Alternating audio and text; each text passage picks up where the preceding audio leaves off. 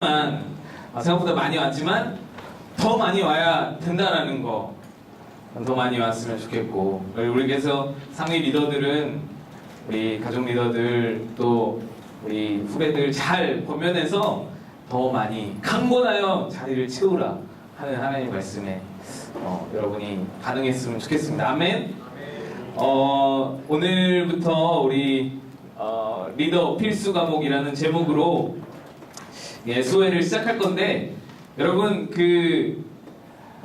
지금 우리가 오늘부터 하고자 하는 것들은 여러분이 듣기에는 한 번쯤 들어봤음직한 그런 내용들일 거예요. 여기 앉아 계신 분들의 수준 정도면, 여러분들 수준 정도면 한 번쯤씩 들어봤을 직한. 그래서 특별히 교재가 있는 것도 아니고, 그래서 준비물은 여러분 성경 가져오시면 되고요. 성경 무거우니까 스마트폰에 있는 성경 앱도 괜찮고, 또 필기 하고 싶으면 하셔도 좋고요. 없으면 스마트폰에 적어도 좋고요. 근데 한 가지 여러분에게 당부하고 싶은 건, 그런 준비물들은 여러분이 알아서 하는데, 한 가지 당부하고 싶은 거는 꾸준히 잘 들었으면 좋겠어요. 오늘 나왔으면 끝까지 잘 들었으면 좋겠어요. 참석만 하는 게 아니라 꾸준히 잘 참석하라고 하지 않았어요? 꾸준히 잘 들었으면 좋겠어요. 여러분 잘 들으시는 여러분 되시기를 축복합니다. 그래서 좀 쉬운 내용들로 우리 한번 5주 동안, 5주 짧잖아요? 5주 얼마 짧아?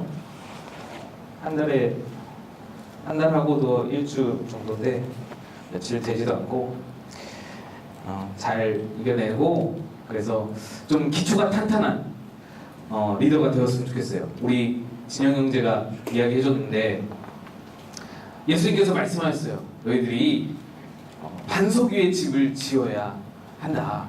모래 위에 집을 짓는 사람이 너무 많다. 반석 위에 집을 지어야 된다. 기초가 튼튼해야 된다는 얘기거든요. 하나님의 말씀 위에, 또 기초 위에 우리 리더의 직분을 세우고, 교회 생활을 세우고, 신앙 생활을 세우는, 여러분의 믿음을 세우는 그런 우리 공성이 되었으면 좋겠습니다. 그래서 기초를 다진다 생각하시고 함께 들었으면 좋겠어요.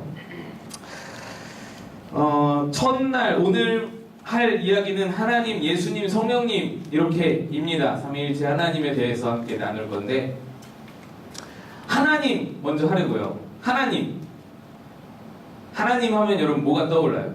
하나님 창조주 하나님. 그래. 자화자찬. 또 하나님 하면 뭐가 떠올라요? 저는 옛날에 내가 여러 번 얘기했던 것 같은데, 저는 고등학교 때까지만 해도 하나님 하면 켄터키 프라이드 치킨 할아버지가 생각났어요. 뭔가 순백의 그 이미지에 머리까지 하얗고 그런 할아버지 느낌? 그런 거 안 떠올라요? 안 떠올라? 그런 거, 저는 예전에 그런 말도 들은 적 있어요. 오딘 같다. 하나님은 오딘 같을 것 같다. 오딘이 뭔데? 그러니까 토르의 아버지래요. 뭔지 몰라요? 어벤져스에 나오는 토르, 번개의 신 토르의 아버지 신이래요. 그래서 왜 이렇게 다 잘 알아? 아스가르드의 왕제? 아무튼 그 사람이라고. 아무튼 그런 느낌이라고. 완전히 강한 신 같은, 모든 적들을 다 쳐부수고 그런 어떤 절대자 같은 그런 느낌이다. 하나님의 이미지가 각자가 있어요. 여러분 안에 다 하나님의 이미지가 있어요. 어느 정도는 다. 그것을 좀 한번 떠올려 봤으면 좋겠고, 나는 어떤 하나님을 생각하고 있는지, 인자한 하나님인지, 아니면 좀 이렇게 힘이 센 하나님인지, 뭔가 이렇게 아빠 같은, 사랑 많은 아버지 같은 느낌인지, 아니면은 굉장히 뭔가 엄격한 선생님 같은 느낌인지, 그런 이미지들이 여러분 안에 어떻게 자리가 아니면 아예 하나님을 한 번도 이렇게 생각해 본 적이 없을 수도 있고, 그건 조금 가슴 아픈 일이고, 하나님과의 관계가 형성되어 있다면 이미지가 있을 거예요. 이 모든 것들이 이제 하나님이 우리에게 계시해 주신 것들에 의해서 우리 안에 생겨난 이미지거든요. 하나님께서 우리에게 계시해 준 방법들이 여러 가지가 있어요. 우리 한번 따라해 봅시다. 하나님께서 우리에게 계시를 해주세요. 자기 계시를 해주세요. 미안해요. 지금 따라하는 거 아니고 지금부터 따라하세요. 자연 계시, 말씀 계시, 예수 그리스도. 야, 이 세 가지가 하나님의 계시의 방법이에요. 자연 계시는 뭘까? 자연 계시. 자연 계시는 뭐냐면요, 여러분, 독수리의 눈을 본 적이 있어요? 네. 아, 진짜? 참, 어떻게? 동물원 가면 보자. 동물원 가서 눈이 보여? 눈까지 나오고. 아, 그니까 본 적 있냐고 물어. 독수리의 눈 우리가 잡아가지고 이렇게 보지 않는 이상 못 보잖아요. 뭐 인터넷에서 그림에서 사진으로는 볼 수 있으나 눈이 작아요. 사람 눈만 할까? 눈이 작아요. 작단 말이죠. 그보다 작을 것 같은데. 근데 여러분, 그 안에 놀라운 비밀이 담겨져 있어요. 독수리의 눈에. 저 하늘 위에서 우리가 볼 때는 독수리가 나는지 벌레가 나는지 모를 정도로 작게 보이는 그 위치, 이렇게 날잖아요. 이렇게 촥 날잖아. 날다가 갑자기 쏜살같이 촥 내려와가지고는 뭐를 채가요? 토끼를 채가고 병아리를 채가고 그런단 말이에요. 내가 독수리가 요만하게 보일 만큼 작아 보이는 그 높이에서 병아리를 보고 있어요. 병아리를 보고 정확하게 한치 오차도 없이 정확한 타이밍에 내려와서는 그 병아리를 딱 같이 간다. 이 눈이, 독수리의 눈이 얼마나 신비해요. 지금 우리의 사람의 기술로, 아무리 발달된 기술로 쌍안경을 만들어도 독수리의 눈만하게 만들 수 있을까 과연? 몰라, 그렇게 나왔는지도 모르겠는데, 나는 잘 모르겠는데, 렌즈 뭐 그런 거 잘 모르겠는데, 어쨌든 우리는 수천 년의 과학을 발전시켜서 겨우 그렇게 만들어낸 걸 하나님은 이미 독수리의 눈에 허락하셨다는 거예요. 수만 년 전부터. 이거는 놀라운 자연 계시다. 하나님의 살아계심을 자연을 통해 볼 수 있는 거예요. 자연을 통해 느낄 수 있는 거예요. 하루는 길을 가는데 나무가 요만했어요. 이렇게 이렇게 학교 화단 같은 데 보면 요만한 나무들 있잖아요. 이파리가 막 많아서 이렇게 뜯어가지고 결혼한다 안 한다 뭐 하는 그런 나무들. 한다 안 한다, 한다 안 한다 안 한다 나면 재수없어. 그런 거. 그런 나무들이 이렇게 있으면은 이렇게 보면은 지나가요. 이렇게 쓸면서 이렇게 지나가요. 요만한 높이였어. 근데 그날 밤에 비가 억수로 쏟아졌어. 그러고 나서 그 다음날 가보면 어때요? 새순이 막 올라와 있어요. 신기하지 않아요, 그게? 나만 신기한가? 이만큼 막 올라와 있어요. 몇 시간 지났다고? 아마 내가 그 자리를 지켜서 이렇게 보고 있었더라면 잘하는 게 보였을지 모르겠다라고 싶을 정도로 바로 어제까지는 요만했던 그 풀들이 밤사이에 이만큼 자랐어요. 여러분, 이걸 언제 깨달으냐면요, 군대 가면 확실히 깨달아요. 어제 분명히 이만큼 쫙 예초기로 엄청 깎았는데 밤에 비가 오고 나서는 한참 자라가 있어요. 이제 추석이면 또 벌초하러 가고 그런 사람들 있잖아요. 해보면 엄청 크게 엄청 자라요. 이런 데서 하나님의 살아계심을 느끼고, 이 안에 하나님의 창조가 담겨있구나. 이게 자연 계시라는 말이에요. 얼핏 알 수 있는 거예요. 창조주가 계시다. 뭔가 조물주가 계시다. 얼핏 알 수 있는 거. 이 자연 계시 안에 이제 우리의 경험들도 들어가 있어요. 저의 경험을 말해보면 좀 부끄러운 경험인데, 이 양복이 제가 작년에 설교를 할 때 한번 이 양복 얘기를 했어요.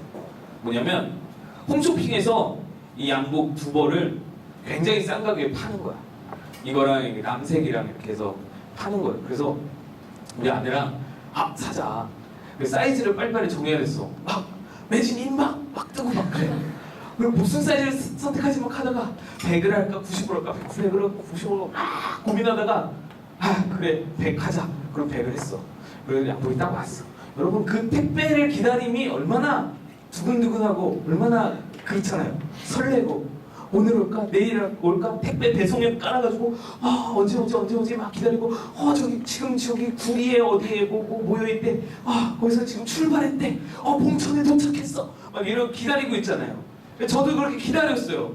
그래서 기다려서 오늘 수요 예배 때 입고 가야지 라고 해서 딱 꺼내서 입었는데 완전히 아들이 아빠 옷 입은 것처럼 헐렁헐렁한 거예요. 막 못 입겠어 도저히. 그래서 실망이 너무 큰 거예요. 그래가지고 바꿀까 하다가 뭐 모르겠다 하고는 그냥 넘어갔어요. 좀 홧김에 그랬던 거지. 그냥 이렇게 처박아뒀어요. 안 입어서 진짜 꺼내지도 않았어. 근데 지금 입고 있죠. 지금은 스키니핏이 됐어요. 이게 하나님의 놀라운 은혜 아니에요. 나는 이 양복 입을 때마다 하나님의 역사하심이라고. 내가 지금 이 옷이 아니면 입을 옷이 없어요. 양복을 입을 양복이 없어. 하나님의 놀라운 역사하심이에요. 나를 불쌍히 여기셔서 미래의 나를 보시면서 불쌍히 여기셔서 내 눈을 어떻게 깨끗하게 해서 사이즈를 높게 하셔서는 이렇게 준비해 놓으시는 하나님. 여러분 삶에서도 느끼잖아. 하나님의 놀라우신 은혜다. 하나님의 예비하심이다. 이런 게 그게 다 자연 계시. 하나님께서 우리에게 순간순간 계시해 주는 그런 어떤 그런 것들이 요 자연 계시가 조금 무서울 때도 있어요. 그러니까 다른 계시들이 있는 상태에서 이 자연 계시를 받아야 그래야 이단으로 빠지지 않아요. 여러분, 그죠?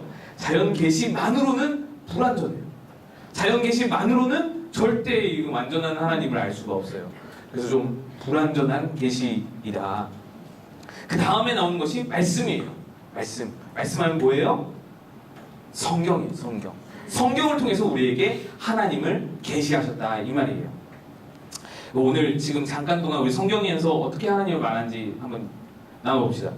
성경을 통해 알 수 있는 하나님 이것보다도 더 많이 있지만 간추려서 이렇게 가져왔어요. 먼저 따라해보세요. 인격적이신 하나님, 영이신 하나님, 유일하신 하나님. 자, 이 세 가지 먼저 봅시다. 인격적이신 하나님이 뜻이 뭐겠어요? 인격이 뭐야? 사람의 성격. 그래, 맞아요. 사람의 성격을 유식하게 우리 세 가지로 표현해요. 그 성격이라고 말하기는 좀 그렇고 사람의 격. 이것을 세 가지로 표현해요. 나왔어. 지성. 그 다음에 지성 다음에 영성 아니고 지성 다음에 감성. 또 하나 뭘까? 의지. 왜? 그래요? 안 물어볼게. 내가 바로바로 얘기할게. 얘들아 미안해. 이 이성하고 감성하고 의지, 요것이 사람을 사람 되게 하는 사람의 요소라고 말할 수 있는 세 가지. 그래서 인격의 3요소인 거예요. 그래서 지성과 감성과 의지. 근데 하나님이 이걸 가졌단 말이죠. 하나님이 이걸 갖추고 계세요. 여러분, 그래서 이거는 너무 나간 얘기고, 아무튼 하나님은 인격적이신 하나님입니다. 그냥 말씀 봅시다. 자, 창세기 1장 27절 말씀 한번 읽어봅시다. 시작. 하나님이 자기 형상하고 하나님의 형상대로 사람을 창조하시되 남자와 여자를 창조하시고. 하나님께서 자기 형상대로 사람을 창조하셨다 그랬어요. 그러니까 사실은 하나님은 인격적인 하나님이다, 이거는 틀린 말이야. 인격이 먼저고 하나님이 그 다음이라는 말이 아니잖아요. 인격이 지금 하나님이 인격적이다라는 말은 인격이 먼저 있고 하나님이 인격을 닮았다라는 말이잖아요. 그건 틀린 말이에요. 진짜로 말하자면 우리가 하나님 적이다라고 말해야 되는 거예요. 인간이 하나님 적인 거예요. 하나님의 그런 어떤 격을 갖춘 거예요. 하나님의 특징을 갖춘 거예요. 그러니까 이성과 감성과 의지는 하나님이 원래 가지고 계시던 건데 하나님께서 자신의 형상대로 자신의 이미지대로 사람에게 넣어주신 것이다. 이렇게 여러분들이 해석을 하면 되는 거예요. 그게 바로 인격적인 하나님이에요. 그래서 우리와 통한다. 우리와 같다. 하나님은 그 마음이 생각이 그것을 의미하는 거예요. 그래서 인격이 하나님과 닮았다라는 것을 말하고 다음에 영이신 하나님 한번 유명한 말씀이죠. 시작. 하나님은 영이시니 예배하는 자가 영과 진리로 예배할지니라. 그래요. 하나님은 영이세요. 보이지 않고 만질 수 없고 하나님은 영이세요. 그래서 사실은 켄터키 프라이드 치킨 하나님을 상상하면 안 돼. 우상이에요. 형상이고 하나님 형상이 없으셔요. 근데 그래도 어린아이가 그렇게 하나님을 이해하는 것을 용서하고 받아주시는 하나님이시죠. 그래요. 또 한 가지 말씀 더 봅시다. 한번 읽어봅시다. 시작. 영원하신 왕, 곧 썩지 아니하고 보이지 아니하고 홀로 하나이신 하나님께. 하나님은 육체가 없으셔서 썩음이 없어요. 다함이 없어요. 하나님은 육체가 없으셔서 한계가 없어요. 그래서 어느 공간이나 어느 시간이나 어느 장소나 공간과 제약이 없이 하나님은 거하실 수 있다. 이것이 하나님은 영이시다에 포함되어 있는 말이에요. 상당히 철학적으로 들어가면은 굉장한 의미를 부여할 수 있어요. 우린 그러면 머리가 터지니까 그럴 수는 없고 하나님 영이시다. 어쨌든 이것이 여러분 안에 좀 각인이 되어 있어야 돼요. 그래서 자꾸만 하나님 보려고 그러면 안 돼요. 여러분 하나님 보고 싶어요. 하나님 자꾸 보려고 그러면 안 돼. 눈으로 자꾸 보려고 애쓰지 마세요. 네. 기도하다가 잠깐 동안 이렇게 뭔가 하나님께서 환상을 주시거나 그럴 수 있는데 그거 자꾸 너무 빠져가지고 자꾸만 그것만 그러면 좀 위험해요. 그러니까 영이신 하나님을 인정하고 그 하나님 안에서 우리가 누릴 것들을 누릴 수 있는 그런 신앙이 되었으면 좋겠고요. 다음으로 넘어가서 이것도 영이신 하나님에 대한 말씀이에요. 제가 이렇게 오직 그에게만 죽지 아니함이 있고 가까이 가지 못할 빛에 거하시고 어떤 사람도 보지 못하였고 또 볼 수 없는 이시니 여태까지 아무도 하나님을 본 적이 없다. 하나님의 얼굴을 본 적이 없다. 성경에 보면은 가끔 하나님을 만난 사람이 있다고 했는데 하나님을 만났지 하나님을 본 적이 없는 거예요. 육신의 눈으로 보지는 못한 거예요. 하나님을 만난 적은 있어도. 이것의 차이를 여러분이 잘 아시고 하나님 영이셔서 볼 수 없다. 그 다음에 유일하신 하나님 또 유명한 말씀이죠. 쉐마 말씀 시작. 이스라엘아 들으라 우리 하나님 여호와는 오직 유일한 여호와이시니. 네, 하나님께서는 유일하신 하나님이다. 삼위일체를 말하면서 세 분 하나님을 생각하는 사람들이 있는데 그렇지 않다. 삼위일체는 유일하신 하나님이면서 세 분이신 하나님을 말한다. 제가 왜 웃음이 나냐면 사실 삼위일체는 완벽하게 설명할 수 있는 인간이 없다고 보는 게 좋아요. 삼위일체를 쉽사리 이렇게 설명하려다가 이단적으로 빠지는 사람이 너무 많아. 예를 들어서 달이 뜨는데 하루는 보름달로, 하루는 초승달로, 하루는 하얀달로 이렇게 뜬다. 이것이 삼위일체다. 하나님께서 한 분이신데 모양이 다르다. 이렇게 설명하는 분이 있었어요. 요거 이단이에요. 요건 일신론 2단이에요. 달은 하나잖아. 그건 틀렸어. 그렇다고 하나님은 그럼 세 분이다. 이것도 틀렸어. 30년이야. 2단이야. 그러니까 이게 설명하기가 굉장히 어려워요. 사람의 머리로 이해할 수 있는 부분이 아니다. 요것들은 나중에 여러분들이 관심 있으면 신학을 배우세요.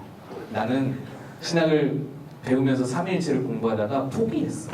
이건 머리로 이해할 수 있는 부분이 아니다. 그냥 믿으면 되니까. 난 믿음이 강하니까 삼위일체 나 확실히 믿습니다. 그러니까 이해 안 해도 좋습니다 하고 내려놨어요. 그런 부분이니까 여러분들이 뭐 이해하고자 한다면 신학을 배우시길 바라고. 유일하신 하나님이다. 하나님 한 분이시다. 이것도 우리가 주지해야 할, 항상 기억해야 할 부분입니다. 여기 나와있죠. 이스라엘 왕인 여호와, 이스라엘의 구원자인 만군의 여호와가 이같이 말하노라. 나는 처음이요 나는 마지막이라. 처음과 마지막이라는 것은 모든 것이라는 거예요. 시작부터 끝까지 꽉 차 있다는 거예요. 나 외에 다른 신이 없느니라. 하나님의 자리에 어느 누구도 범접할 수 없다라는 거예요. 우리가 수많은 신들을, 인간들이 수많은 신들을 만들어낼 수 있는데 그 아무리 신들을 만들어내도 하나님의 자리에 범접할 수는 없다. 하나님이 처음부터 끝까지 다 잡고 있다라는 말씀이에요. 나 외에 다른 신이 없느니라. 이 말씀도 기억하시면 좋을 것 같고요.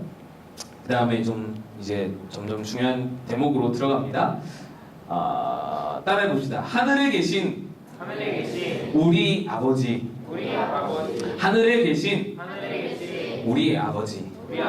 여러분, 제가 확실히 좀 말씀을 드리는데 이번에 지금 오늘 이제 하나님을 알고자, 여러분들이 하나님을 알았으면 좋겠어서 함께 강의를 나누고 있는데, 하나님만 알아도 리더는 껌이에요. 하나님만 제대로 잘 알아도 신앙생활은 행복해요. 하나님만 진짜 제대로 잘 알아도 우린 그렇잖아. 리더 너무 부담되고, 목사님 나만 제발 시키지 말아줬으면. 목사님 너무 저는 자격이 없어요. 목사님 제가 어떻게 리더를 할 수가 있겠어요? 저는 자격이 없어요. 항상 그러잖아요. 목사님 리더가 너무 힘들어요. 리더는 이런 건가요? 너무 외로워요 목사님. 항상 우리 그렇잖아요. 하나님만 제대로 알아도 그 모든 그런 부침에서 벗어날 수가 있다. 그래서 하나님을 아는 것이 축복이다. 하나님 제대로 아는 것은 굉장한 힘이고 능력이 될 수 있어요. 한번 따라해 봅시다. 하나님만 알아도 리더는 껌이다. 하나님만 알아도 교회 생활은 행복하다. 네, 이겁니다. 성경을 통해서, 말씀 계시를 통해서 우리에게 보여주신 하나님, 우리가 마지막 부분 보고자 하는데, 이거 뭔지 아세요? 주기도문이에요. 주기도문이 마태복음 6장 9절에서 13절에 나와 있어요. 여러분 이거 아셨어요? 주기도문이 성경에 말씀으로 기록되어 있었다는 것도 모르는 분들이 꽤 많아요.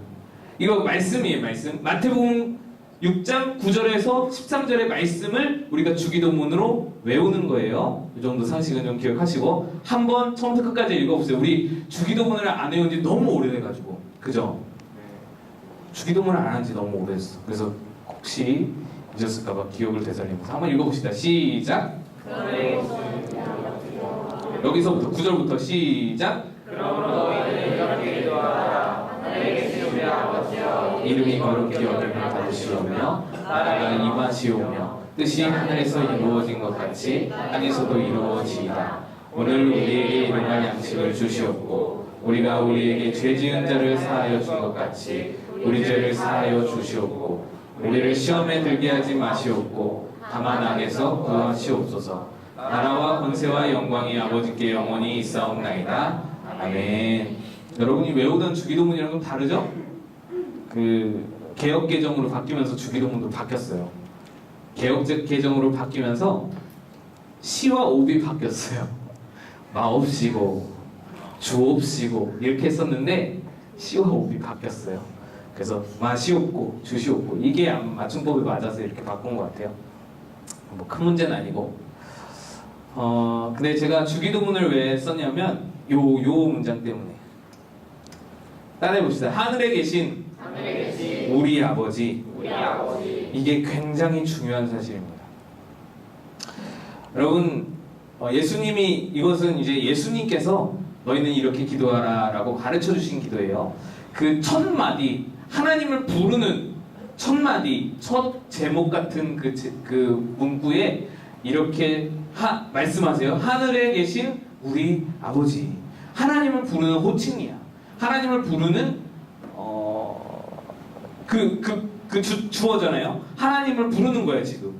하나님을 부르는데 그 하나님을 어떻게 부르느냐, 어떻게 수식하고 있느냐, 이게 굉장히 중요하거든요. 하나님을 어떻게 부르느냐, 하늘에 계신 우리 아버지 이렇게 부르고 있어요. 여기에 담겨지는 의미를 좀 함께 나눠보자 해요. 먼저 하늘에 계시는 뭐예요? 하늘에 계신, 우리가 아까 생각했던 오딘 같은 능력자, 초월자. 우리는, 인간은 하늘에 있을 수가 없어요. 그죠? 인간은 하늘에서 머물 수가 없어요.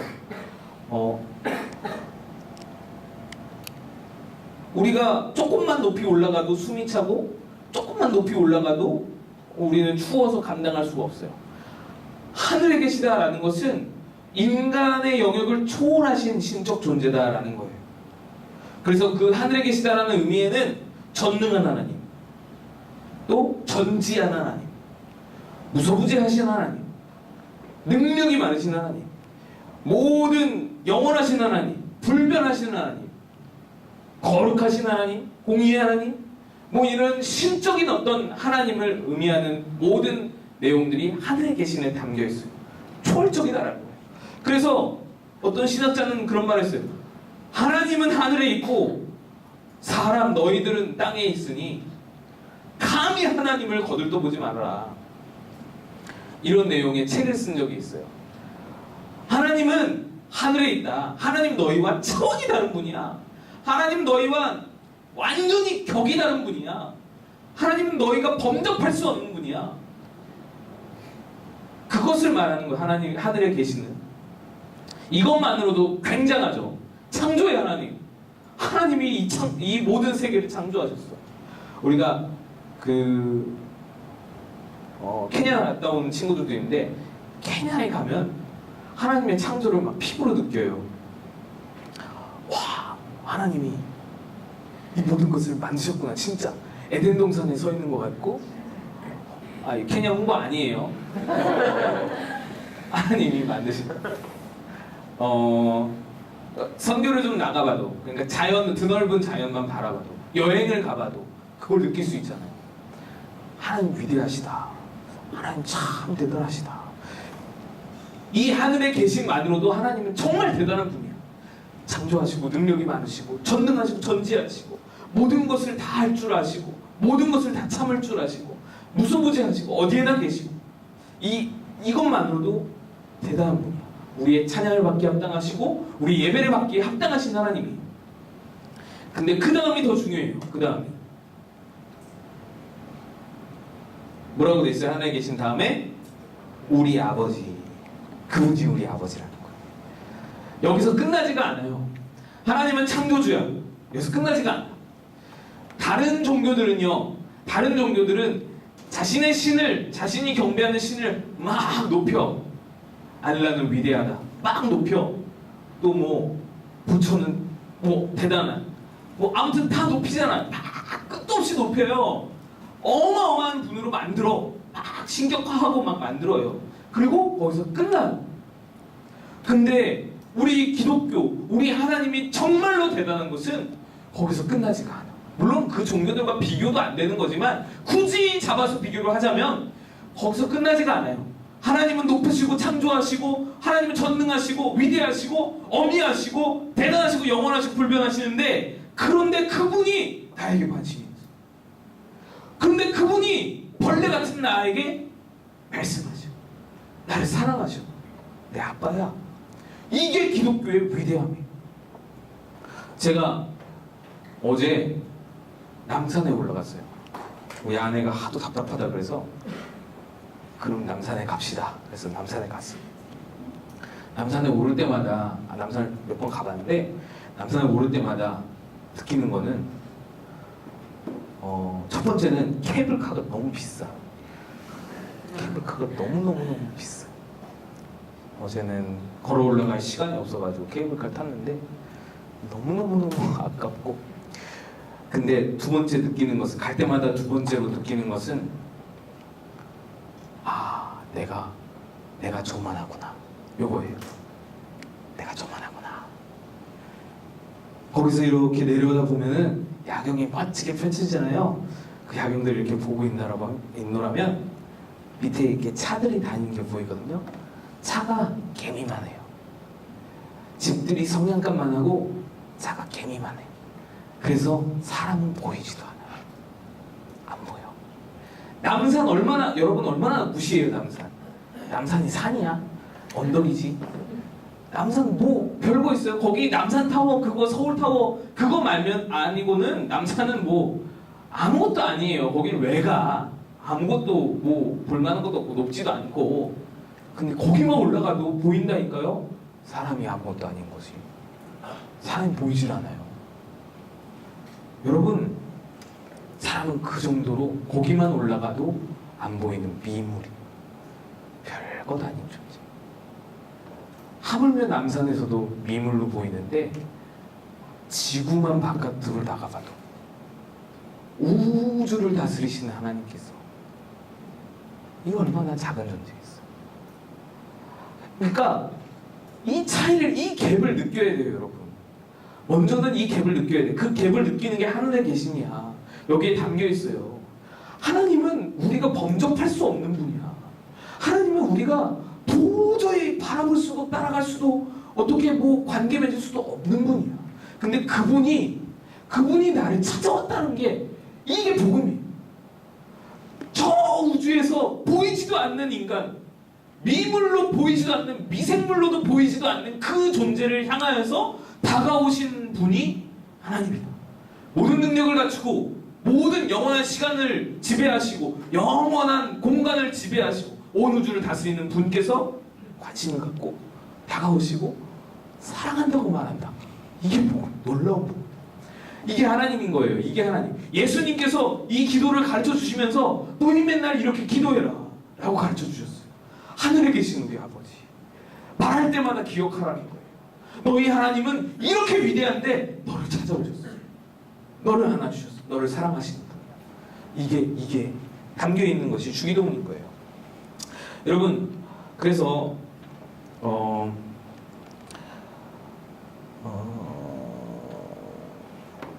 하나님은 이런 특징을 가지고 계시기에 우리와 관계 맺기를 기뻐하세요. 제가 예전에 예배 고픈 하나님이다 이런 말을 들은 적이 있어요. 그러니까 우리 교회에서 예배를 드리는데 강사 목사님 오셔서 하나님 예배 고픈 하나님이다고 이런 말씀을 하셨어요. 근데 제가 조금, 왜냐하면 맞아요, 맞는 말이에요. 하나님 예배를 기뻐하세요.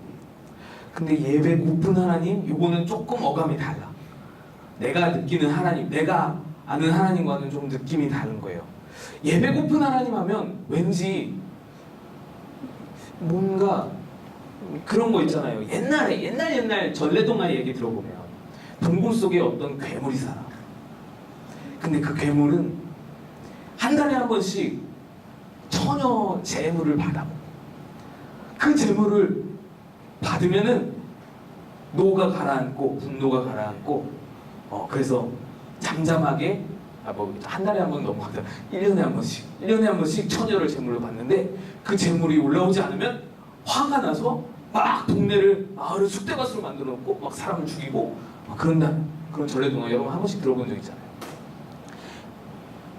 약간 그런 느낌이 드는 거예요. 예배 고프다 하나님이 예배를 막 갈급하셔서 예배 안 드리면 막 어쩔 줄 모르시고 막 그런 느낌이 드는 거예요. 나는 이거 아닌데. 여기서 이런 생각들에서 나온 게 뭐냐면 예전에 우리 세월호 사고 안타깝게 났을 때 어떤 분들이 그런 말을 했어요. 주일날 교회에서 예배 안 드리고 여행 가니까 그런 사고가 나지. 말이 안 되는 거예요. 여러분, 이거는요 하나님을 정말 천박한 신으로 만드는 거거든요. 여러분 평생 그런 말 하지 마세요. 진짜 여러분 생각해봐요. 여러분 여기 교육부에 주일학교 교사들도 있잖아. 여러분의 학생이 주일날 저 오늘 배 타고 여행 가요. 그래서 교회 못 가요. 그럼 여러분 속으로 뭐라고 생각해요? 죽어버렸으면 좋겠다. 이런 생각해요? 아, 그러니까 내 말이 그 말이야. 아니, 어떻게 하나님이 주일날 배 타고 간다고 그럴 생각을 어떻게 하나님이 하시냐고요. 말도 안 되는 거야. 예배가 소중하죠. 예배가 소중한데 하나님은 예배를 막 그렇게 막 예배 안 되면 벌 내리고 이런 하나님은 아니라는 거예요. 저는요, 예배 고픈 하나님이 아니라 관계 고픈 하나님이라고 표현하고 싶어요. 그러니까 예배를 기뻐하세요. 우리의 예배를 기뻐 받으세요. 근데 그 이유가 뭔지 알아요? 예배를 통해 우리와 관계 맺는 걸 기뻐하시는 거예요. 예배를 통해 우리의 이야기를 듣고 하나님의 말씀을 우리에게 들려주시는 것이 기쁘신 거예요. 우리와 관계가 기뻐지, 우리와 관계가 맺어 있어서 예배가 기쁜 거지, 우리와 전혀 관계가 없이 뭔가 조물주로 하늘 위에 턱하니 보좌에 앉아서는 그 인간들이 드리는 예배를, 제사를 그래 잘한다 이렇게 그렇게 받으시는 하나님이 아니라는 거예요. 무슨 말인지 알겠어요? 관계적으로 기뻐하신다. 그래서 오히려 예배는 우리의 기쁨이죠. 오히려 예배는 우리의 기쁨이에요. 예배를 해야 되는 이유는, 예배가 당위적으로, 예배가 절대적으로, 예배에 우리가 목숨 걸어야 되는 이유는 우리에게 기쁨이기 때문에, 우리에게 능력이기 때문에, 예배가 우리에게 회복이고 예배가 우리에게 참 기쁨을 주는 그런 도구이기 때문에, 하나님께서 우리에게 선물로 주신 것이기 때문에, 하나님과의 관계 회복을 하면은 그 안에서 능력이 솟아나고 우리의 안에 모든 갈등과 마음의 어떤 쓴뿌리들이 예배를 통해서 회복되고 치유되는 것이 있기 때문에, 하나님이 우리에게 그 기쁨을 누리라고 선물로 주신 것이 예배이기 때문에, 그래서 예배에 목숨 걸어야 되는 거지, 뭔가 하나님이 막 그것을 원하셔서 그런 건 좀 아니다라는 거예요. 말이 좀 많이 빠졌는데 그렇습니다. 그렇고요. 그 다음에 이게 이제 말씀 계시예요. 굉장히 길게 왔는데 말씀 계시. 그 다음에 뭘 했어요? 자연 계시, 말씀 계시. 그 다음에 예수 그리스도. 예수 그리스도가 하나님의 계시다. 자, 보면은 하나님을 말씀을 통해서 하나님께서 계시를 하셨어요. 자연 계시는 어떻다 그랬어? 완전하대요, 불완전하대요? 불완전해요. 자연 계시는 불완전해요. 자, 말씀 계시를 그래서 허락하셨어. 말씀으로 하나님을 계시하셨어. 야, 너희들 하나님 알아야 돼. 야, 너희들 하나님을 좀 잘 알아야지, 그래야지 하나님과 관계 맺을 수 있고, 그래야지 기쁨 가운데 신앙생활 할 수 있어. 하나님 그래서 말씀을 주셨어요. 성경 신구약 66권을 우리에게 허락하여 주셨어요. 근데 이 말씀만으로도 우리가 하나님을 다 알 수가 없어. 말씀으로도 하나님을 다 알 수가 없어요. 왜냐하면 여기 나와 있죠? 한번 읽어봅시다. 시작. 어릴 때나 하나님을 본 사람이 없었어요. 하나님을 본 적이 없는 거예요. 하나님을 눈으로 보지 못하기 때문에 하나님을 완벽하게 알았다? 할 수가 없는 거예요. 성경만 봐서, 성경을 봐서는 물론 대부분 하나님을 알 수 있죠. 성경을 봐서 하나님을 많이 배울 수 있어요. 공부할 수 있어요. 근데 완벽하게 안다, 이건 좀 힘든 거예요. 펜팔을 하는데 막 편지를 주고받는데 편지로 많은 부분을 그 사람을 알 수가 있어요. 그러나 만나는 것과는 차원이 다르듯이 하나님을 본 사람이 없으되 이걸 통해서 말씀만으로 하나님이 우리에게 계시하는 것에는 한계가 있다는 것을 말씀하는 거예요. 한번 봅시다. 다음 말씀 다 읽어봅시다. 시작. 원래 하나님을 본 사람이 없으되 아버지 품속에 있는 독생하신 하나님을 나타내셨습니다. 예, 이 말씀이에요. 이 말씀에서는 절망적이죠. 하나님을 본 적이 없대. 하나님을 본 사람이 없대. 우리도 하나님을 볼 수가 없어. 하나님을 더 알 수는 없는 거야. 성경만 파야 돼. 성경이 끝이야. 그렇게 생각했는데 하나님께서 거기에 멈추지 않으시고 우리에게 하나님을 알 수 있는 방법을 또 허락하신 거예요. 이번에는 완벽한 방법으로 독생하신 하나님이 나타내셨느니라. 사람이 되어 육신을 입고 오신 거예요. 완벽하신, 영원하신, 육체의 한계가 없으신, 썩지 않으시는 그 하나님이, 그 신이 이 안으로 들어오는 거예요. 이 한계 안으로, 이 흙덩어리 안으로, 이 육신 안으로. 그래서 우리에게 보여주시는 거예요. 하나님은 이런 분이야. 하나님이 너희 곁에 계시다면 이런 분인 거야. 이거를 3년 동안 아니 33년 동안 왜 보여주신 거예요?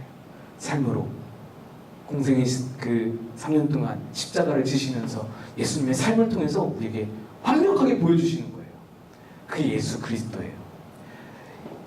예수 그리스도에는 수많은 의미가 들어있지만 구원적인 의미, 뭐 어떤 하나님의 교회와 그런 어떤 천국과 그런 모든 것들이 예수님 안에 담겨져 있지만 이것도 중요한 의미예요. 하나님의 계시다. 하나님의 우리를 생각한, 우리를 사랑한 하나님의 표현. 나를 이렇게 알아라. 넘어갑시다. 자, 그래서 예수님을 공부합시다. 이렇게 자연스럽게 예수님께 넘어가면 될 것 같아요. 예수님, 이제 예수님이에요. 예수라는 이름이 있어요. 예수라는 이름이 굉장히 흔한 이름이었어요. 지금으로 말하면 동현이 정도? 정현이 정도? 지현이? 뭐 이런 정도? 여기 수빈이가 많으니까 수빈이도 될 수 있고, 예수님의 예수라는 이름은 굉장히 흔한 이름이었어요.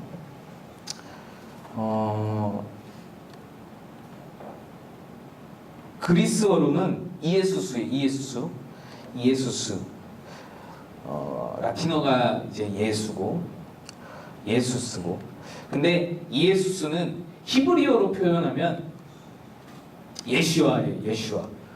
예슈아 혹은 여호수아라고 읽어요. 이게 하나님을 뜻하는 여라는 말과 구원을 뜻하는 호세아라는 말을 합쳐서 만든 게 이제 예슈아, 여호수아라는 말이에요. 여호수아 들어봤죠? 구약의 모세의 후임자 여호수아가 예수님하고 이름이 같아요. 히브리어로 말하면 여호수아고, 그리스어로 헬라어로 말하면 예수가 되는 거예요. 곧 사이인 거예요. 그러니까 굉장히 흔한 이름이다. 하나님은 구원이시다가 굉장히 흔한 이름이었다. 이 말이에요. 예수님은 우리 철수, 영이 같은 이름이었던 거예요. 흔한 이름. 그리고 그런 사람 있죠? 예수 그리스도니까 그리스도는 성이고 예수는 이름이고 하는 사람이 간혹 있을지 모르겠어요. 그나마 생각을 했죠. 영어니까, 영어권이니까 성이 뒤로 가서 그리스도가 예수고, 그리스도가 성이고 예수가 이름이다 라고 생각할지 모르겠는데, 아니고 그리스도는 메시아라는 뜻이에요. 기름 부음 받은 자. 기름 부음 받은 자라는 뜻으로 히브리어로는 메시아고 헬라어로는 그리스도. 그리스도 그 메시아라는 뜻, 그러니까 기름 부음 받은 자라는 뜻에 담겨져 있는 의미가 뭐냐면, 구약 시대에는 기름을 부음 받은 사람이 세 직분의 사람이 나와요. 첫 번째는 왕, 그리고 선지자, 제사장, 세 가지 종류의 사람이 기름을 부어서 세워져요. 그러니까 왕이 임관할 때 기름 붓고, 선지자로 이제 부르심 받을 때 기름 붓고, 제사장으로 세워질 때 기름 붓는 거예요. 요거 외에는 기름 붓는 사람이 없었어요. 그래서 예수님의 사역도 왕적인 사역, 다스리는, 통치하시는 사역과 또 제사장적 사역, 또 이렇게 하나님과 우리의 중보자 되시는 제사장적인 사역, 선지자, 말씀을 전파하시고 복음을 선포하시는 그 선지자 사역을 감당하신다라고 해석을 합니다. 자, 그래서 그리스도는 성이 아니고 메시아라는 표현이다, 호칭이다 라고 생각하시면 되고요. 두 번째로 조금 이제 상식적인 것들을 말씀합시다. 말해봅시다. 예수님의 신성. 예수님이 신성과 인성을 가지고 계신데 예수님의 신성을 나타내는 말씀이에요. 한번 읽어봅시다. 시작. 예수께서 나와 말씀하여 이르시되 하늘과 땅의 모든 권세를 내게 주셨으니. 하나님께서, 그 크신 하나님께서 예수님에게 모든 권세를 다 주셨대요. 그러니까 신적인 능력을 예수님이 다 갖추셨다라는 거예요. 예수님이 신성을 가졌다. 그 다음에 예수님의 인성. 시작. 예수께서는 고물에서 베개를 메고 주무시더니 제자들이 깨우며 이르되 선생님이여 우리가 죽게 된 것을 돌보지 아니하시나이까. 여러분, 저는 여기에서 굉장히 감동을 받아요. 베개를 베고 예수님이 배를 탔어요. 배에 베개가 있겠어요? 배에 베개가 있을 리가 만무하지 않나? 물론 거기가 이렇게 좀 이렇게 잠자는 그런 배일 경우에 다른 얘기지만 그 옛날에 그렇게 베개가 갖춰져 있었을까 싶은데 뭔가를 만들어서 베개를 베지 않으셨을까? 베개를 베야 잠이 드시는 예수님 위로가 되지 않아요? 제가 그러거든요. 제가 여기가 뒤통수가 볼록해요. 우리 안에는 여기가 평평해. 완전 일자에 평평해. 그래서 어디다 누워도 딱 맞아요. 이게 베개를 안 베도 원래 안에 잘 자요. 이게 평평하니까 이렇게 흔들릴 염려가 없어요. 나는 이렇게 그냥 평평한 데 자면은 이렇게 떨어지는 거예요. 계속 공감 안 되는 저 눈빛들 봐라. 그래 아무튼 여기 만져보세요. 사람 한번 궁금하면. 근데 나는 베개 꼭 필요하거든. 베개가 꼭 필요해요. 이 말씀 보면서 되게 위로가 됐어. 와, 우리 예수님도 짠 거였나 보다. 예수님도 베개가 꼭 필요하셨나 보다. 약간 그런 느낌? 사람이셔. 예수님. 피곤하셨어요. 자야 돼. 잘 땐 자야 되시는 예수님이에요. 자다가 깨웠더니 막 신경질 내는 예수님이에요. 졸리면은 화도 낼 줄 아는 예수님이세요. 위로가 되는 말씀이잖아요. 여기서 한번 문제, 퀴즈. 자, 그러면은 예수님은 신성도 있고 예수님은 신이고 예수님은 인간이래요. 어느 쪽이 더 클까? 둘 다 어느 쪽이 더 클까? 반신 반인 정도 될까요?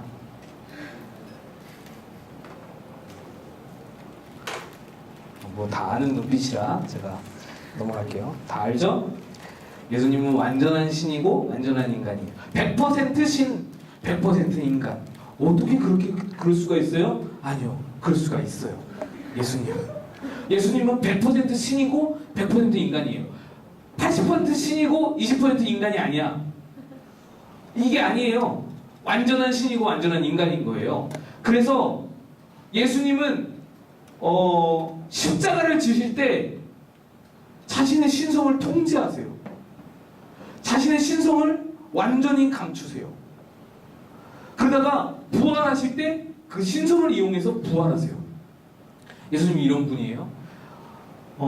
기적을 일으키실 때 자신의 신성을 사용하세요. 얘들이 막 배고프대. 목사님 배고프다. 예수님 배고파요. 너무 죽겠어요. 말씀 그만하고 밥이나 좀 주세요. 막 힘들어하고 있을 때 오병이어로 신성을 베푸셔서 막 이렇게 해서 먹이세요. 그러나 자신이 배고프실 때는 찾아서 드셔야 돼요. 자신이 졸릴 때는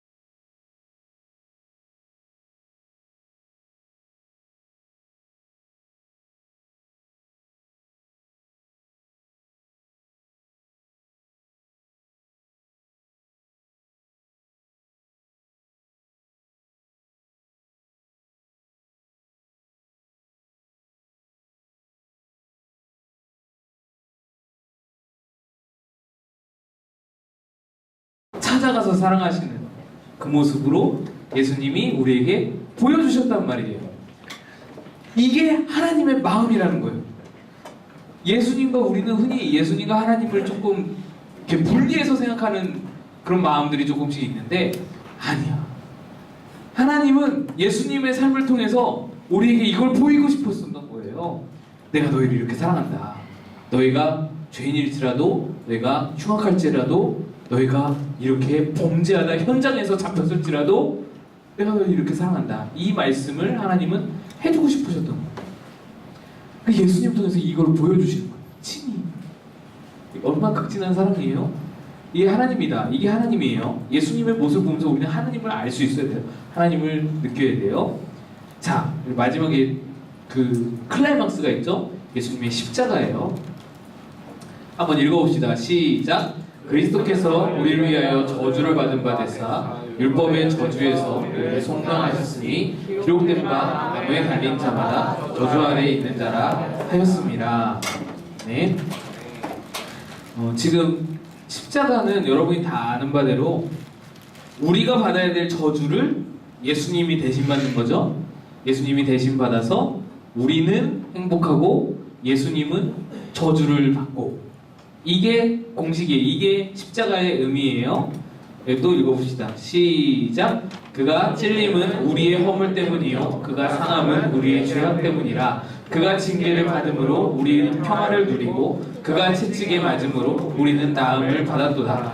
자, 이게 기본이에요. 십자가의 기본. 여러분 이런 말 들어봤어요? 십자가는 하나님의 공이다. 들어봤어요? 그럼 이런 말을 들어봤어요? 십자가는 하나님의 사랑이다. 들어봤죠, 당연히? 공의가 뭔지는 알아요? 공의. 공의는 나쁜 것, 불의한 것, 부정한 것은 처벌하고 처단하고 그에 응당한 죄값을 주는 것이 공의예요. 공정한 거예요. 공정한 거. 나쁜 짓을 했어. 근데 대충 눈 감고 대충 봐줘. 이건 공의가 아니야. 하나님의 기준에서 죄를 지었어 하면은 처벌받고 그에 응당한 합당한 대가를 지불하는 것이 하나님의 공의예요. 자, 그러면은 십자가는 하나님의 공의예요? 하나님의 사랑이에요? 사랑. 사랑. 공의는? 그러면 하나님은 공의를 버리고 사랑만 이루셨어요. 하나님이 하나님의 공의, 하나님께서 공의로움이 있는데 나쁜 놈은 처벌하시고 심판하시는 공의로운 하나님이신데 그 공의를 저버리고 하나님은 십자가에서 사랑만 이루셨나? 그렇잖아. 그 하나님의 공의를 이루려면 우리 같은 죄인들은 처벌받아야 되는데 그잖아요. 안 궁금해요, 여러분? 아니면 이분이 답을 다 알아요? 이게 뭘까? 제가 이거 좀 자랑 같은데 고등학교 때 찰스 스펄전 목사님이라는 목사님이 계세요. 그분의 설교집을 도서관 가서 이렇게 읽는데 재미를 붙였었어요. 그 스펄전 목사님의 설교집이 이렇게 도서관에 쫙 있었는데 그걸 이렇게 매번 가가지고 너무 재밌는 거예요. 너무 은혜가 되고 거기서 놀라운 걸 배웠어요. 십자가는 하나님의 공의와 하나님의 사랑을 완벽하게 이룬, 하나님의 공의와 하나님의 사랑이 만나는 지점이다 라는 거예요. 이게 왜 그런지 알아요? 다시 한번 돌아봅시다. 말씀 돌아가 보면 나와요. 하나님은 공의로운 분이셔요. 나쁜 놈은 절대로 벌하셔야지 정당하신 그 공평함을 이루시는 분이에요. 그래서 죄 지은 게 있으면은 벌하셔야 돼. 아까 그 불륜 현장에서 잡힌 여인은 벌 받아야지. 가정을 파탄냈잖아. 불륜을 저질렀잖아요. 벌 받아야지. 죄잖아요. 그 벌 받아야지. 그게 공의예요. 하나님의 공의. 근데 뭐라고 하세요? 또 하나님의 사랑은 뭐예요? 용서하시는 거잖아. 아무리 많은 죄를 지었어도 용서하시는 게 하나님 사랑이세요. 근데 십자가에서 어떻게 하나님의 공의와 하나님의 사랑이 만날 수 있어요? 하나님의 공의는 예수님에게 뭐라 그래야지? 적용하셨고, 하나님의 사랑은 우리에게 적용하셨어요. 다시 한번 말씀드릴게요. 하나님의 공의는 예수님에게 적용하셨고, 하나님의 사랑을 우리에게 적용하셨어요. 그게 십자가예요. 봅시다. 그리스도께서 우리를 위하여 저주를 받으셨대요. 이게 하나님의 공의의 집행이에요. 공의의 심판이에요. 이게 예수님께 하나님의 공의가 처단으로 적용된 거예요. 우리를 속량하셨으니 이게 우리를 향한 사랑을 적용하신 거예요. 이게 십자가예요, 여러분. 이게 기본입니다. 하나님의 공의는 하나님 스스로 받으셨어요. 우리에게 향해야 할 하나님의 공의를 하나님은 자기 아들에게 내리셨고, 그리고 우리를 사랑으로 거두신 것. 그것이 하나님의 공의와 하나님의 사랑이고, 그것이 십자가, 공의와 사랑이 만나는 자리, 만나는 지점. 그래서 이 십자가로 하나님의 공의도 완벽하게 이루시고 하나님의 사랑도 완벽하게 이루신 거예요. 공의와 사랑이 전혀 충돌하지 않았어요. 하나님의 공의도 만족을 이루고 하나님의 사랑도 만족을 이루고, 이게 하나님의 십자가, 예수님의 십자가예요. 놀라운 십자가, 너무나 신비한 십자가, 정말 깜짝 놀랄 아이디어, 우리 인간으로서 생각할 수 없는 하나님의 아이디어, 자기를 죽임으로써 이루어낸 공의를 이루고 사랑을 이루는 방법. 공의와 사랑은 인간으로서 생각할 때는 절대 만날 수 없는 그런 두 가치인데, 하나님 두 가치를 전혀 훼손하지 않고 둘 다 이루신 하나님. 이것이 하나님의 예수님의 십자가이다 이었습니다. 그래서 우리 성령님은 다음 주에 합시다. 성령님 다음 주에 하고 빨리 하면 안 돼요. 하나님을 안다라는 것은, 여러분, 하나님을 안다라는 것은 여기까지 정리해만 봐도 하나님의 도드라지는 특징이 사랑이잖아요. 그죠? 하나님을 안다라는 건요, 그 하나님의 사랑을 안다라는 거예요. 하나님을 안다라는 건요, 하나님을 믿는다라는 것은 그 하나님의 사랑을 믿는 거예요. 하나님이 나 사랑해. 이거 믿는 거예요. 이게 하나님 믿는 거예요.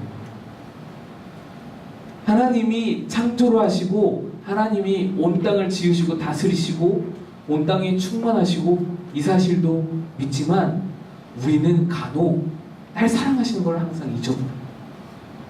하나님이 천지를 창조하시고 위대하시고 전능하시다는 것은 믿기 쉬워요.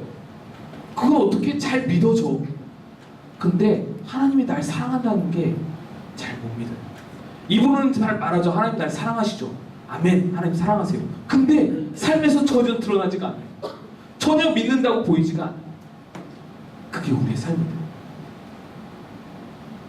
하나님이 나를 사랑하는데, 그토록 크신 하나님이, 위대하신 하나님이 나를 사랑하는데, 우리는 아직도 무서운 것도 많고 두려운 것도 많고 걱정도 많고 그렇잖아요. 저도 그래요.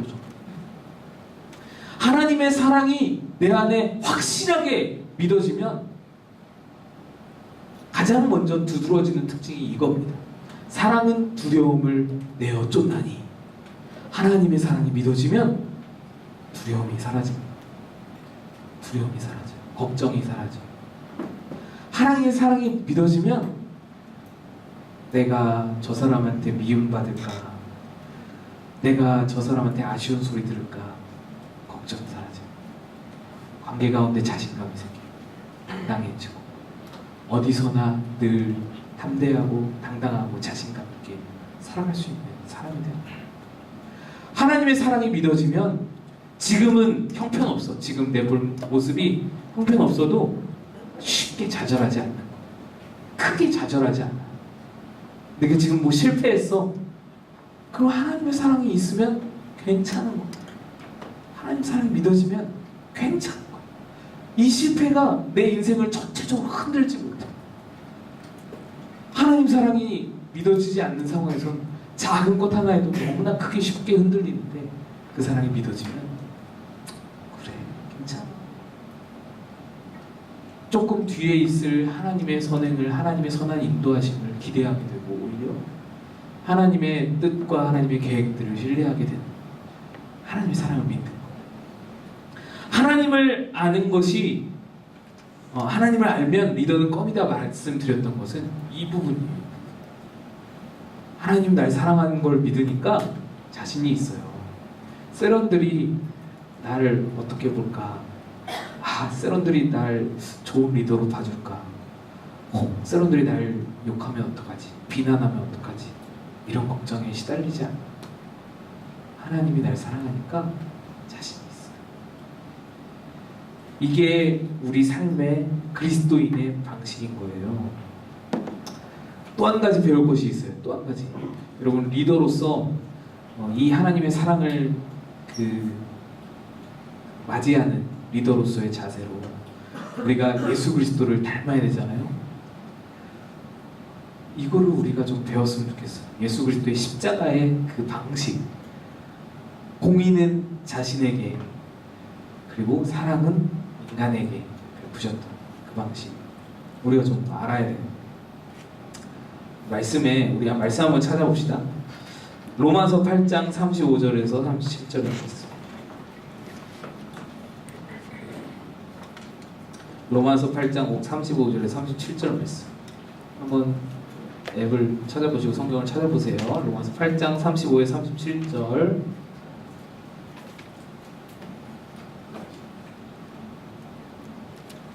(8장) 35에서 37절. 네. 같이 한번 읽어봅시다. 시작.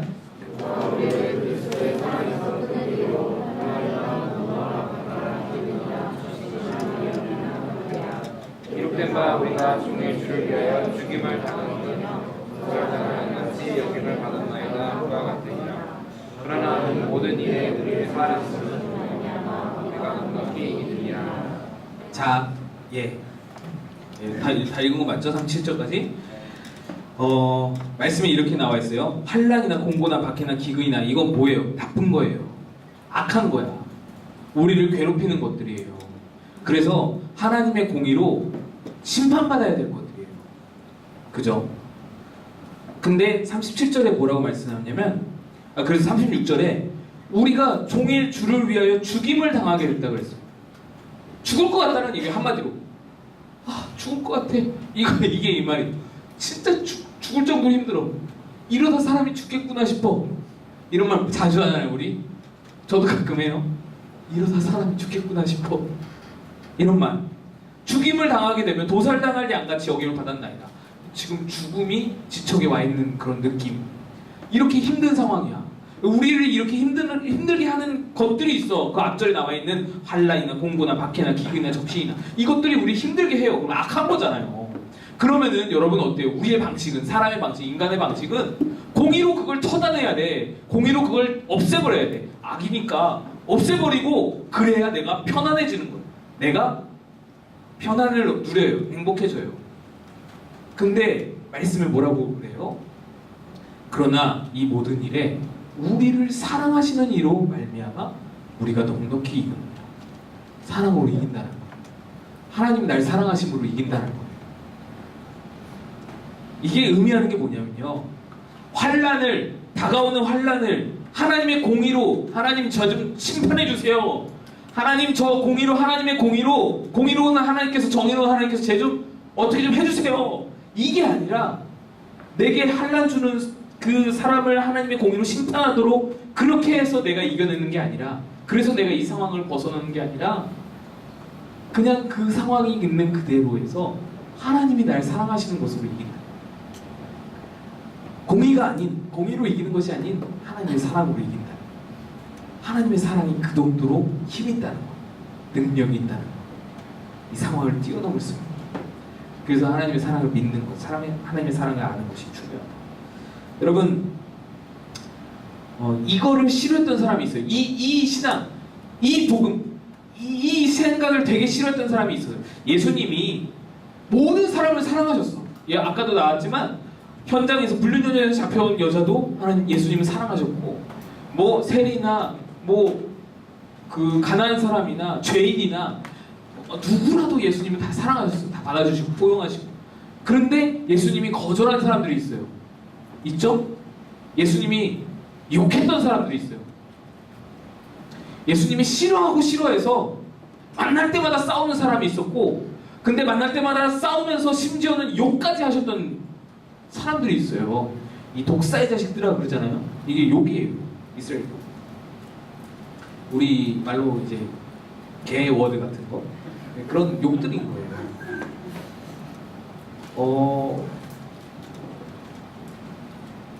예수님 왜 그럴까? 예수님 왜 그랬을까?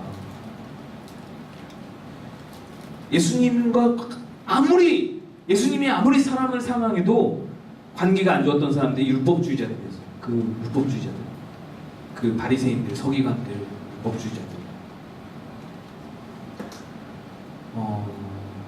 예수님은 교만한 자, 자신이 의롭다고 여기는 자를 받아줄 수 없었어요. 그것만큼은 예수님을 받아줄 수가 없었어요. 예수님은 지금 사랑의 복음을 전파하고 계세요. 그래서 낮은 자도 가난한 자도 죄인도 다 구원받을 수 있다고 복음을 전파하고 계시는데, 이 사람들은 뭘 주장해요? 아니야, 그거 틀렸어. 걔네들 구원 못 받아.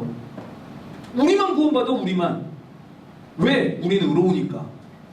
나는 의로워. 나는 여태까지 모든 것들을, 율법들을 다 잘 지켰어.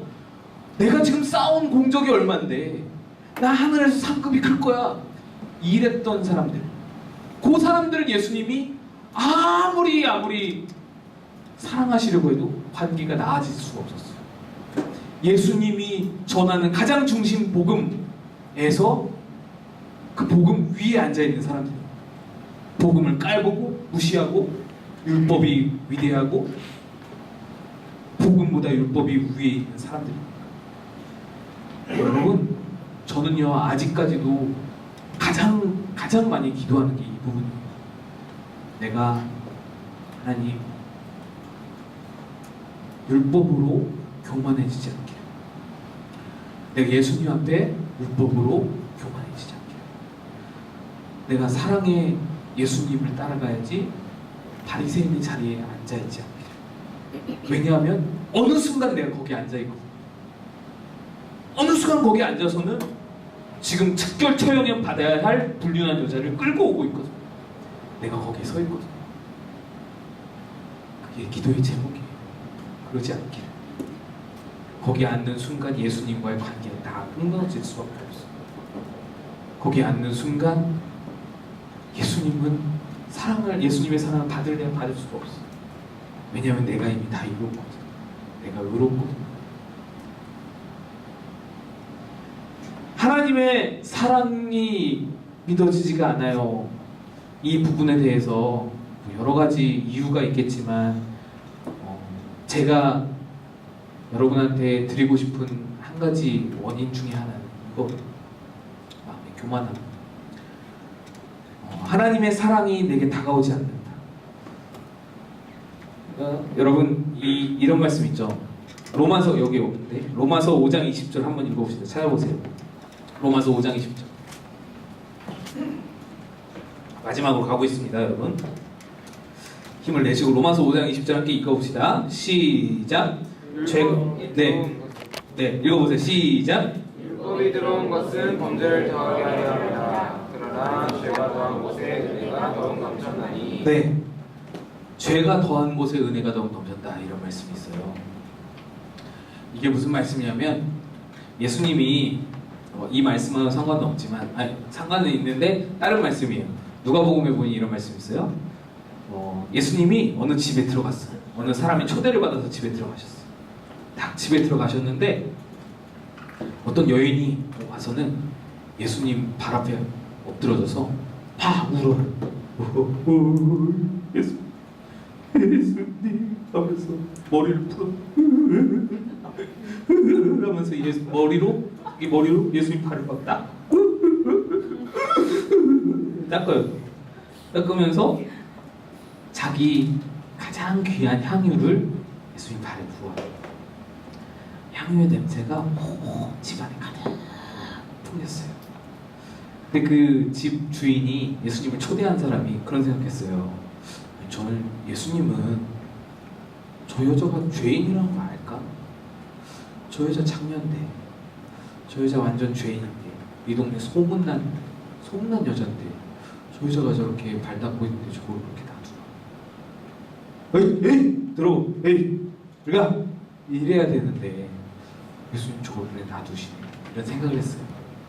그때 예수님이 그 생각을 꿰뚫어 보시고 예수님 말씀하시는 거예요.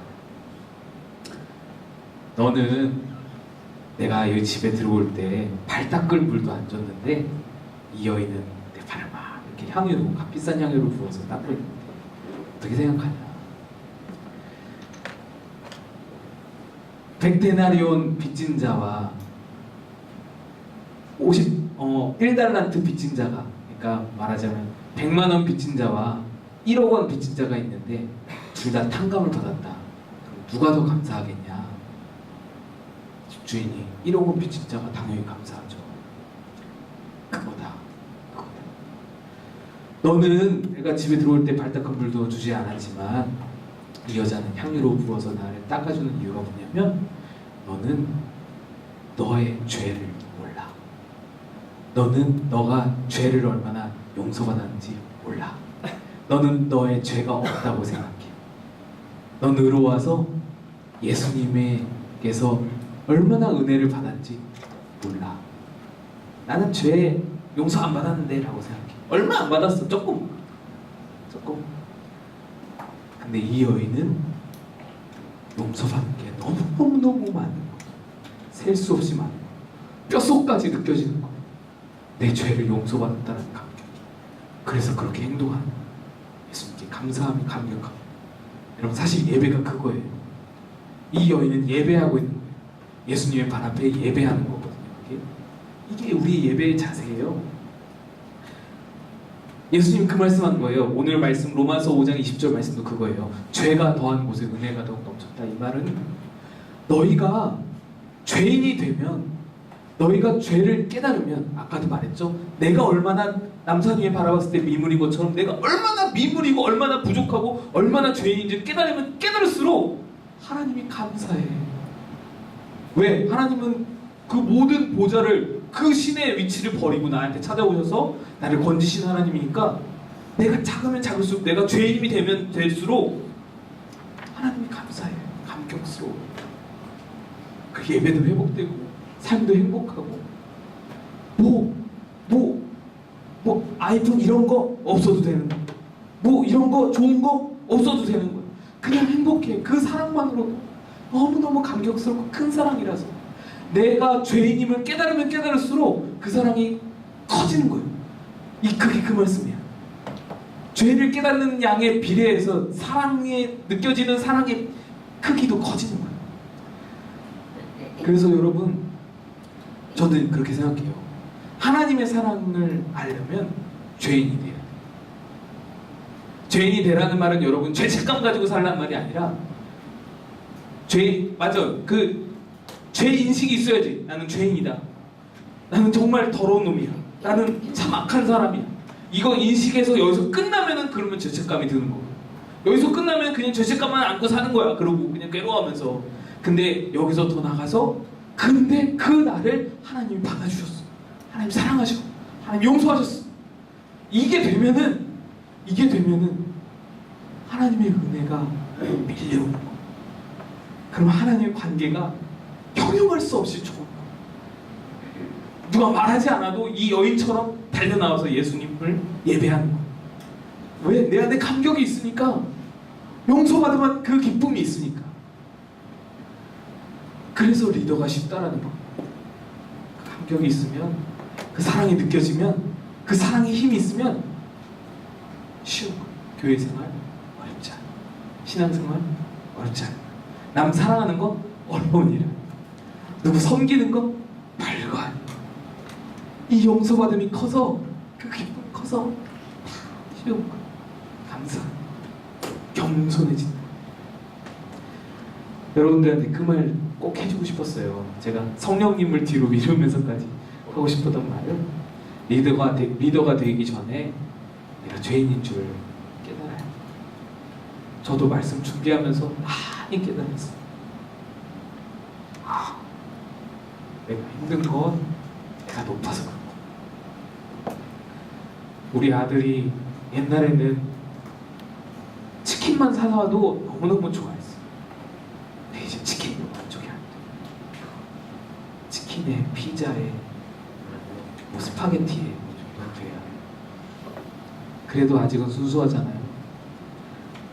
돈다발 들고 와야 만족하는 여러분도 그러면 훨씬 낫잖아요. 머리가 커지면 하나님의 사랑으로 느껴지지 않아요. 머리가 커지면 하나님이 아무리 쏟아부어 주셔도 은혜로 느껴지지 않아요. 죄인이 돼요. 내가 겸손해져. 내 자신이 어떤 사람인지 알아요. 내가 어떤 놈인지, 내가 어떤 인간인지. 우리 찬양 하나 하고 기도합시다. 아까 찬양했던 모든 것 아시는 줄 찬양합시다. 영아 고마워.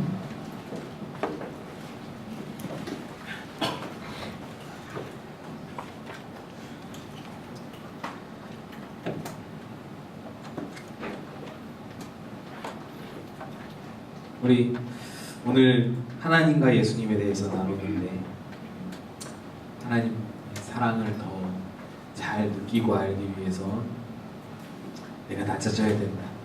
내가 죄인이 되어야 된다. 리더가 되기 전에 먼저 죄인이 되어야 된다는 것을 가슴에 새기고 찬양 한번 합시다.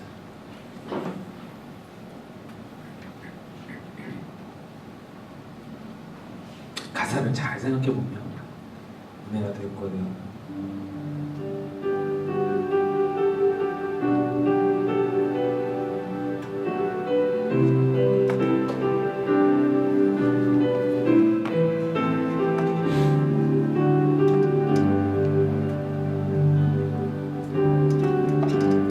모든 것 아시는 주님,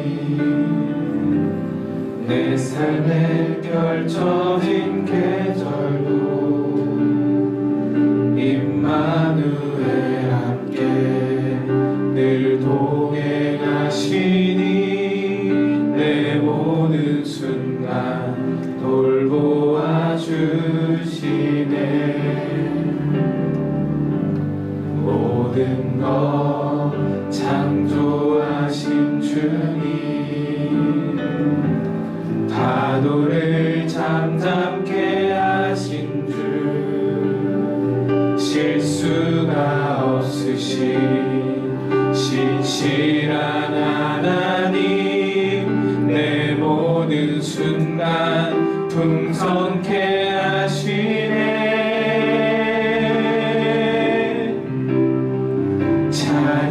찬양해 온 우주 만물 다스리는 완전한 하나님, 내 선하신 목자. 찬양해 합력해 주 뜻 이루시는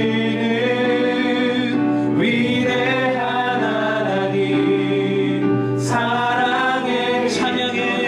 찬양해 온 우주 만물 다스리는 완전한 하나님, 내 선하신 목자. 찬양해 합력해 주 뜻 이루시는 위대한 하나님, 사랑의 인도자, 사랑의 인도 예수.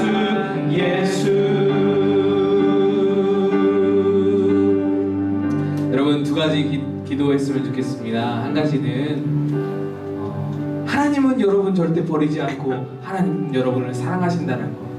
우리 지금 방금 찬양도 제가 너무 좋아하는데 이유가 바로 이거예요. 하늘에 계신 우리 아버지가 여기 들어가 있어요. 완전한 하나님, 모든 것 창조하신 주님, 이렇게 찬양하다가 그분이 내 선하신 목자라는, 날 사랑하신다는, 이게 얼마나 위대한 고백인지 몰라요.